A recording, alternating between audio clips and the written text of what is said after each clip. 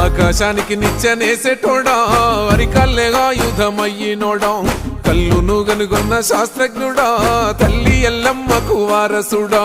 తాటి చెట్టును మొక్కి తల్లంటావు ఈత వరమే నీ ఇల్లంటావు మొగు ముస్తాదులే రెండు కళ్ళంటావు నీ వృత్తి కత్తి సామే గౌడన్న ప్రాణంతో సెలగాటమే ముంతేడు కళ్ళు కోసం ఎంతటి త్యాగాన్ని కొడిగడతావే